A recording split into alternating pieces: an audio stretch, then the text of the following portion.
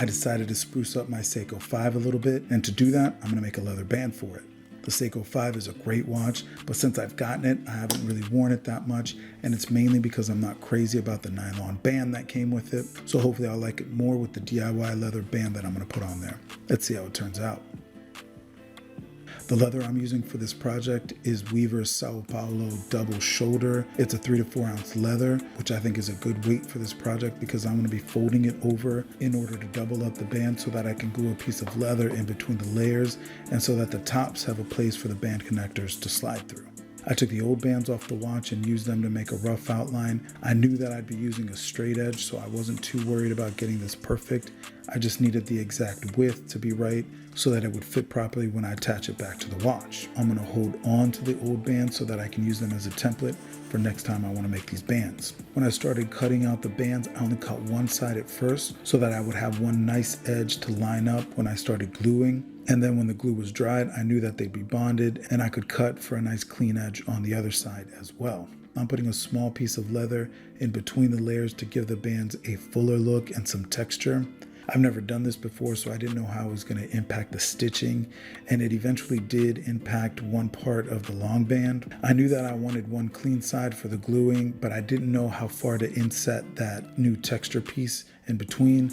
So this was kind of a lesson learned for me. Next time I know that that middle piece needs to be a little bit thinner and it needs to be set in to give enough space for the stitching.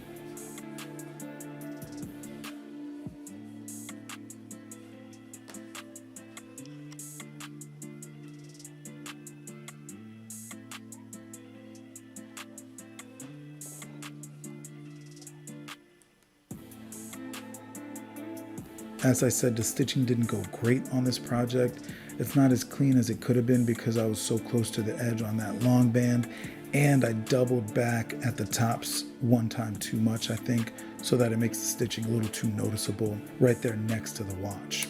But it's not immediately noticeable when looking at the watch, and it's holding everything together like it should. So basically, it's good enough for me. When I'm applying the gum track to lock in those edges, you can see that worst part of the stitching. Luckily, with the bands on the watch and then the watch buckled on my hand, that part gets covered up when tucking it into the flap. So it really isn't too bad for personal use. If I end up making one of these for someone else, I know what to do now to make sure that that stitch looks good on both bands.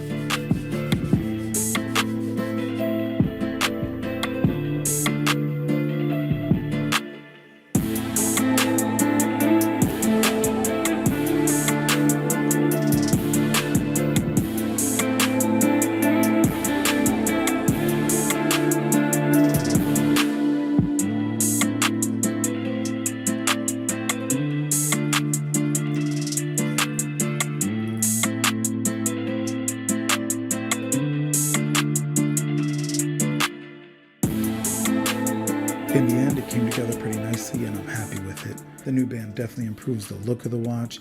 It also makes the watch more comfortable on my wrist. It's leather, so it may not be as durable to getting wet or to sweat as the nylon band is, but I'll apply Smiths and keep it conditioned, and it should wear in pretty nicely. Mainly, I'm happy that I did another project on my own, and it's something useful that I'll get a bunch of use out of and get a little bit of pride whenever I look at it. This was a fun project and a little more technical than I've done before, so it's nice to get in there and try it out. Next time I'll probably use a darker brown or black leather and make sure that I get that stitching right. And that is it from me. Like and subscribe if you enjoyed this video. I've got more content coming soon.